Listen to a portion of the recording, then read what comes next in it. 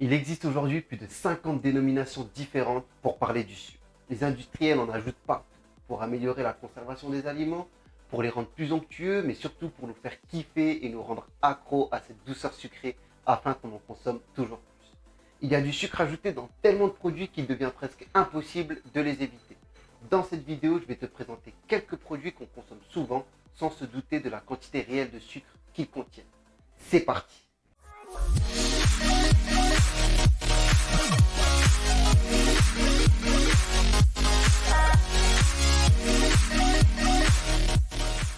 Et bonjour à toi. Si tu ne me connais pas encore, je m'appelle Tommy, je suis un ancien sportif de haut niveau en pleine reconversion professionnelle pour devenir diététicien et coach en nutrition. Sur cette chaîne, je t'aide à atteindre ton poids idéal et à augmenter ton niveau d'énergie afin d'être en meilleure santé. Le sucre peut se cacher sous différentes formes. Je t'ai présenté ces noms les plus courants dans ma précédente vidéo sur le sucre. Glucose, fructose, galactose, saccharose, lactose, maltose, etc. Mais il en existe plein d'autres. Plus de 50 en tout. Sucre, sucre de canne, sucre de betterave, cassonade, caramel. On a tous les sirops. Sirop d'amidon, sirop de glucose fructose, sirop de maïs. On a tous les noms en ose.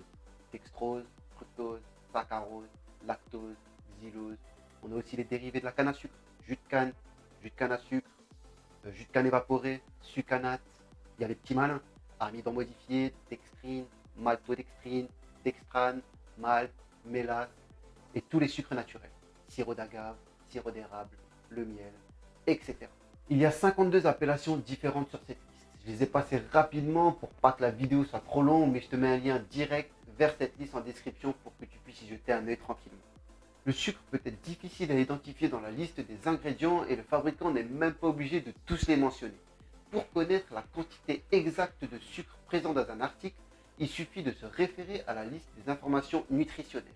La ligne glucides, dont sucre, représente l'ensemble des sucres ajoutés et ceux présents naturellement dans les aliments. Les dernières recommandations de l'Organisation mondiale de la santé en termes de consommation de sucre ajouté sont passées de 10 à 5% de l'apport calorique journalier, ce qui représente en moyenne 30 grammes par jour pour les hommes, soit environ 8 cuillères à café de sucre par jour, et 25 grammes par jour pour les femmes, soit environ 7 cuillères à café par jour.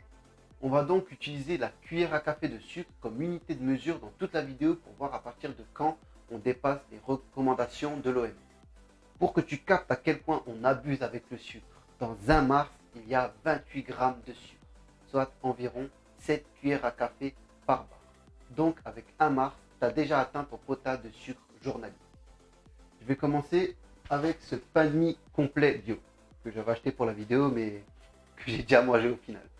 Donc on a 6,1 g de sucre pour 100 g de pain. Ça fait 2 cuillères à café de sucre pour 4 tranches.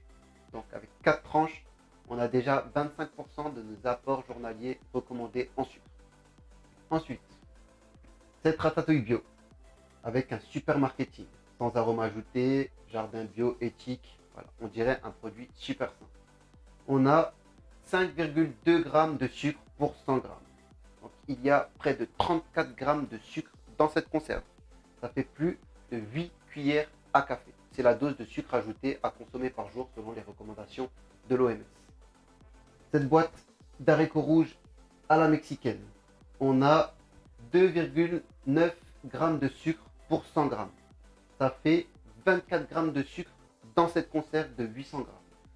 Donc 6 cuillères à café de sucre là-dedans. 6 cuillères à café. 75% des apports journaliers recommandés.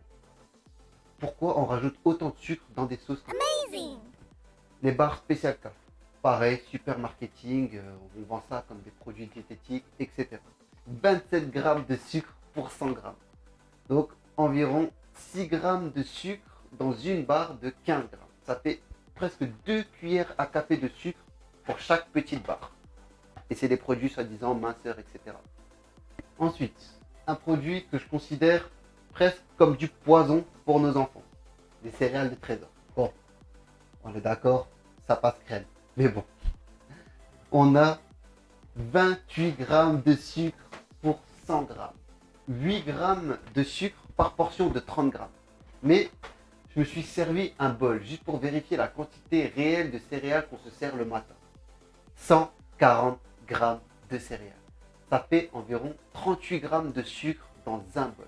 Presque 10 cuillères à café de sucre dans le bol qu'on se sert le matin. Cette brioche tranchée, aussi pour le petit déjeuner, on a 12 grammes de sucre pour 100 grammes. Ça fait presque une cuillère à café par tranche. Celui-là, c'est aussi une belle arnaque. 100% pur jus, jus de pomme, sans sucre ajouté. Mais ne te laisse pas berner par la mention sans sucre ajouté. Du sucre, c'est du sucre. Que ce soit le sucre concentré des fruits ou du sucre de table, ce sont les mêmes molécules de glucose et de fructose. Et elles ont exactement le même effet sur ton organisme. Les jus de fruits sont des concentrés de sucre, mais comme il n'y a plus de fibres, c'est beaucoup moins rassasiant. Et on ne se rend pas compte de la quantité réelle de sucre qu'on peut ingérer en quelques gorgées. Pour faire 1 litre de jus de pomme, il faut 10 pommes. Donc en gros, avec 2 verres de jus, on a mangé l'équivalent en sucre de 5 pommes entières. Si tu es gourmand comme moi et que tu peux boire 1 litre comme ça en cul sec, ça te fait un shoot de 100 grammes de sucre qui va directement entrer dans ton sang. Dans cette bouteille, il y a 25 cuillères à café de sucre. C'est 3 fois les apports journaliers recommandés. Ensuite, les petites bouteilles Quick Shoot pour nos enfants. Beau marketing, sans sucre ajouté, 100% de produits d'origine naturelle. Mais on a 2 cuillères à café de sucre dans chaque petite bouteille. Et je sais que les enfants, ils peuvent en boire 2-3 facilement. Pour terminer, mon préféré, celui qui m'a le plus choqué. Ce velouté de 12 légumes. Qu'est-ce qu'on a là-dedans? 3,2 grammes de sucre pour 100 ml. Pourquoi on met autant de sucre dans une soupe? Ça fait 32 grammes de sucre dans cette brique. Dans cette brique, on a 8 cuillères à café de sucre. Dans cette soupe-là, qu'on pense pouvoir intégrer sans souci dans une diète, on a tous les apports conseillés en sucre pour une journée entière. Voilà. Comme quoi, faire attention au sucre qu'on met dans son thé ou arrêter les bonbons pour essayer de maigrir, ça sert à rien si tu continues à consommer beaucoup de produits transformés ou ultra transformés. Et c'est pour ça que dans chacune de mes vidéos, je te conseille de dire stop aux aliments ultra transformés. J'espère que cette vidéo t'aura sensibilisé sur ce sujet et qu'à partir d'aujourd'hui, tu regarderas 2 fois les étiquettes avant d'acheter un produit en grande surface. Dans le prochain épisode, on parlera de tous les dangers et pathologies liées à l'excès de sucre. Pense à t'abonner pour ne rien louper. A bientôt. Ciao.